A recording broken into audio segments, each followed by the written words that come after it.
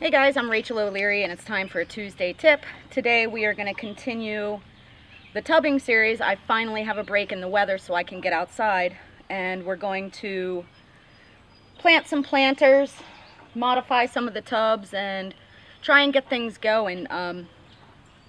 Generally I have this done by now, but it has been the rainiest month that I can remember, and there's only been one other day where I could get outside, and that's when we set all these up. I did end up moving the 3 resin whiskey barrels over here into this side yard as well. This area of the yard gets about 10 hours of sun a day, so I'm hoping I'm going to have better results with my plants this year than I have.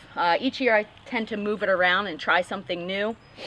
This was a more permanent decision by ripping out this entire garden, putting in the wood and the weed block and the stone. But even if it doesn't work out that well, this will be better in the long run for our yard. So I have gathered together a range of plants and materials to use. I have a bunch of these different planting baskets of various sizes. I have some newsprint, or newspaper rather. I have a couple bags of generic aquatic soil, and then these are all the marginals that I have gotten together, some of which are from previous years, some of which I purchased online, and some of which I got at my local garden center. And what I'm going to do is fill my bins, plant my planters, and then see what happens. These are some plants from last year. I overwintered them outside, actually, with the tubs upside down, and they seem to have survived. I didn't really expect them to. I had moved a bunch of things down to the fish room to try and overwinter, and that stuff did really poorly. But these plants that I left outside are coming back. This one doesn't look as good, but you can see there's some sort of growth there. And then I have lilies and stuff from previous years, and with those you take them out of the water, wrap them up in plastic, put them somewhere dark, and then bring them out in the spring, and they have this growth usually about this time of year. So I have a couple of those that'll end up going in this monster 300 gallon. I'm not going to work on this one yet. I have a few things to figure out. I want to see if I can divide it so that I can put out a couple different species, and I also have to level it. This one's a bit too cumbersome for me to do by myself, so I have to wait until I have some help. And as you can see, I've put in various annuals to try and jazz things up a little bit. And here's a pitcher plant. I'm going to use carnivorous in a bin or two to try and cut down on any of the damselflies that come into the area, which are a real problem for the microfish. I'm going to start with plants for the little tubs, the 340 gallon ones, which I think I'm going to use these baskets. These are ones that I have saved from previous years. And all you do, or what you want to do, is to line it with newspaper. And what this does is it prevents the soil from falling out into your tub, which isn't a problem if it happens, but it makes a bit of a mess. So this will absorb the water and let the plants get what they need, but it will try and keep your water a little clearer. I don't spend a lot of money on this stuff.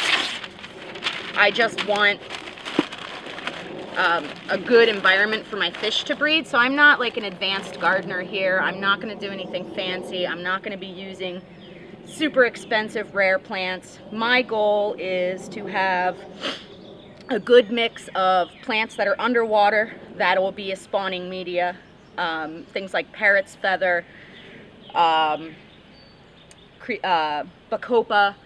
moneywort, things like that, and then have some surface floaters that have long trailing roots like water hyacinth, water lettuce, and even duckweed, and then have enough marginals that are right at the surface to absorb any nutrient content.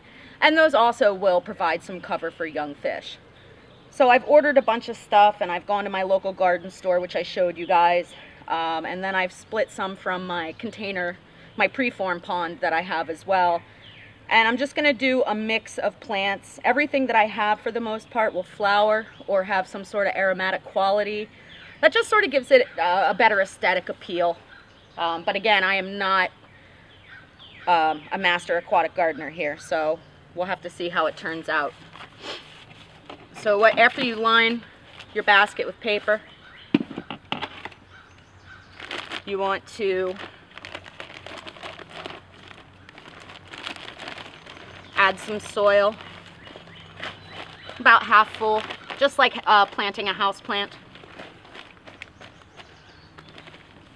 And when you're choosing your plants, you want to already have in mind where you're going to be putting your bins so that you can pick plants with the appropriate sun. Since this isn't a full sun yard, I've picked a lot of things that do well in full to partial shade.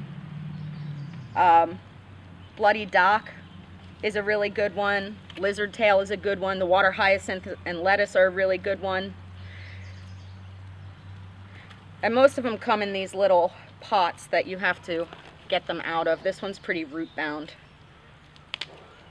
And I really do recommend getting them out of these pots so that they have room to grow.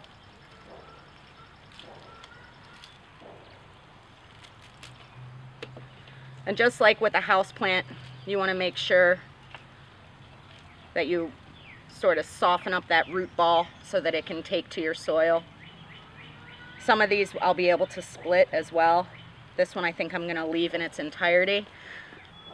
You need to really look too at how deep they can go, how big they get, and plan accordingly. I'm going to have to leave plenty of room in these, otherwise the plants will choke each other out and not do well. This one I'm definitely going to split because there's a whole bunch, and then I can put it in multiple pots. This is Sweetflag,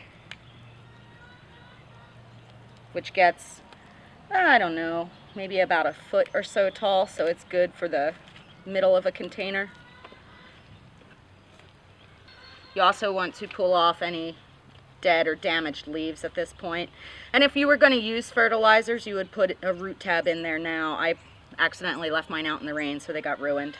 So after you do that, then add some more soil to cover the root balls, pressing it down, hold them in there firmly.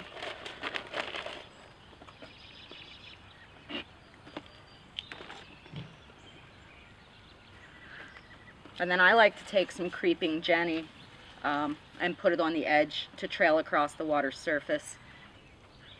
And then after you're done with your soil, you want to cap it with something, again, to hold in the dirt. I'm going to use excess pea gravel. I think $60 for a pickup truckload. So really inexpensive, relatively neutral. It was extremely filthy. And then we have a little pot. This is Dwarf papyrus. It gets pretty big, but it's a pretty neat plant. This one looks really good. Lots of new growth on it. Oh my goodness. Now I'll use multiples of the same plant just to give some continuity to my bins. Since I know I'm using these little ones in the 3 little bins, I'm going to put the same or repeating plants in some of them. It is so muddy.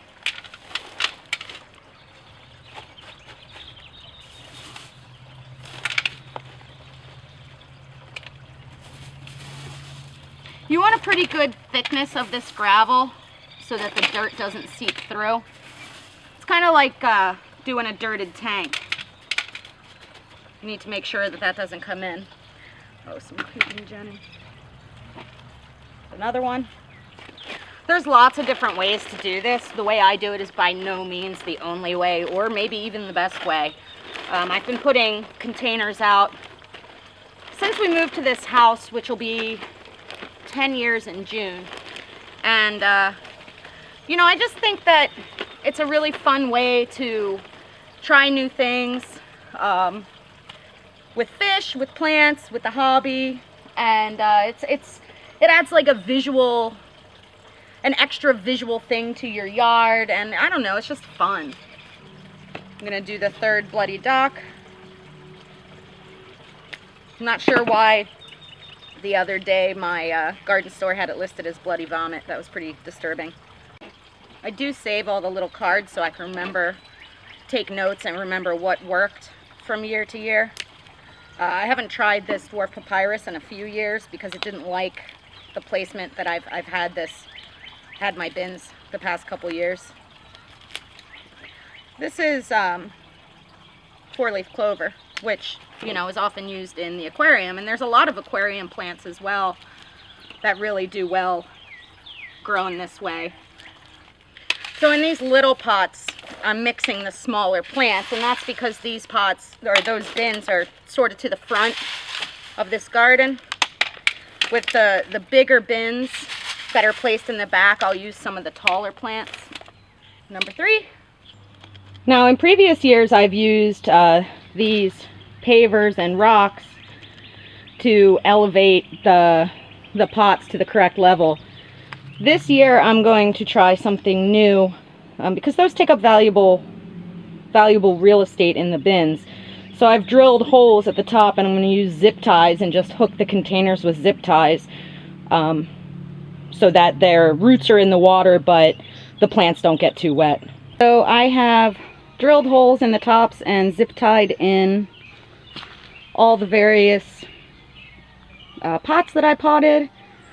We'll have to see how that works out this year. I've never tried it before, but it seemed like a good idea and a lot tidier than putting pavers or milk crates or even buying the hanging things. I mean, this was a very cheap solution, and I'm all about being thrifty, so we'll see if it works. I am a dirty, muddy mess because of all the rain we've been having. Delicious black fingernails. Everything went pretty well. I still have to level the 300 gallon, but I need help for that, so that one's gonna have to wait. And now I'm gonna set up an air pump and run some air to each of the water gardens.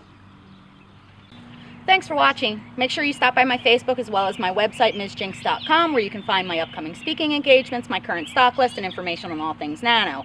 I will be in Chicago towards the end of the month for the Chicago Classic, so if you're in the area, stop by and see me. And in the next episode of this, we'll talk more about filtration or not, as well as what fish really work well outside. I think in about 3 weeks it should be warm enough here for me to start moving out livestock. Generally I wait until the overnights are solidly in the 50s and the daytimes are in the 70s to even consider moving stuff out. That way the temperature stays a bit more stable. These black stock tubs are really great for that. I'm pretty excited to see how this goes. I've never used the zip ties before, and I'm trying some new plants that I've never done, so we'll see.